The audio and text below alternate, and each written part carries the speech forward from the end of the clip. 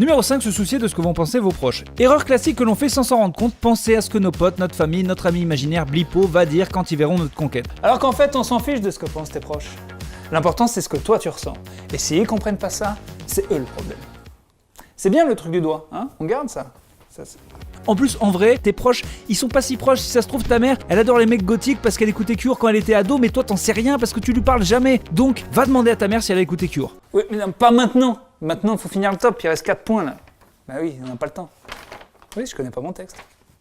Numéro 4, vouloir forcément quelqu'un de très beau. Point très lié au précédent, on se focus trop sur le physique sans prendre en compte nécessairement nos goûts, mais les goûts que les films et magazines ont imposés comme la norme. Sauf que ces gens sont faux, ils n'existent pas, ils sont 1% de la population et surtout ils sont totalement retouchés. En vrai, ils ressemblent tous à Didier Deschamps le matin. En plus, l'autre erreur, c'est qu'on passe à côté de gens qui ont un physique différent en un coup d'œil, alors que ce qu'a prouvé le cinéma français, c'est que les gueules cassées qui au premier abord ne sont pas du tout des beaux gosses, sont en fait ceux qui ont le plus de charme. Numéro 3, prendre quelqu'un qui a les mêmes goûts. Elle aime Kaamelott et les chips, génial, c'est la femme de ma vie. Énorme erreur, oui, ce serait sympa de faire des marathons avec elle, mais ça tu peux déjà le faire avec ton pote. Et oui, croyez-en l'expérience d'un vieux capitaine. Parfois, les gens qui ont la même passion que vous sont d'énormes blaireaux.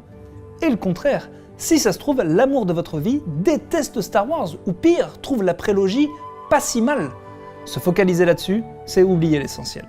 Et puis en fait, sortir avec son clone, c'est pas vraiment de l'amour, c'est l'équivalent de se regarder dans un miroir en se mordant les lèvres, et ça craint totalement.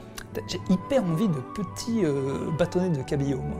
Numéro 2, vouloir quelqu'un de brillant. Oui, on sait, t'es une princesse, t'es un prince incompris qui mérite la personne parfaite, donc beau évidemment, mais surtout intéressant, intelligent, mais pas trop, hein. Genre assez pour impressionner, mais pas trop pour se sentir débile à côté. Voilà, c'est plutôt simple, non? Non, c'est pas simple du tout, c'est hyper précis, t'es comme tous les gens qui veulent régler leur radiateur, t'es relou. Tu peux monter un peu? Non, un peu moins. Non, parce que, voilà, je veux avoir chaud, mais à l'aise quand même. À 17,5. Voilà, exactement ce que je veux, c'est pas compliqué. Si, c'est compliqué. De toute façon, tes standards vont faire que baisser avec l'âge, donc habitue-toi vite à regarder la réalité en face. En vrai, y a que les gosses et les vieux qui sont réalistes. T'as des billes? Ok, t'es ma meuf. T'es vivante? Ok, t'es ma meuf. La simplicité. Numéro 1, croire que ça va tomber tout seul. Ha! Fameuse technique du je vais ramasser son mouchoir dans la rue et on va se marier. Rencontrer des gens quand on n'est plus à l'école, c'est chaud. Du coup, faut faire des trucs parce que si déjà t'attends quelqu'un de mieux que toi en tout point de vue, qui plaise à ta famille, qui ait les mêmes goûts, qui soit intelligent et en plus tout ça sans rien faire, bon bah tu vas te mettre en couple avec ta main. Bien sûr, il faut pas faire des trucs que dans l'optique de pécho, mais si tu fais rien, ta péchobilité tombe à 0. Donc sortir, faire des activités, c'est toujours mieux que regarder des séries sous une couette. Même si le but c'est de trouver quelqu'un afin de regarder des séries sous une couette sans culpabiliser parce que t'es plus tout seul. Donc, tu sais jamais, l'amour de ta vie, il est peut-être dans un club de ping-pong, dans un cours de poterie. En tout cas, c'est sûr qu'il est pas dans ton lit. Dans ton lit, il y a juste des miettes de chips. Et faire des trucs dans le but de rencontrer des gens, c'est pas vraiment contrecarrer le destin, c'est le forcer un petit peu. C'est un petit bâtard, il mérite d'être forcé.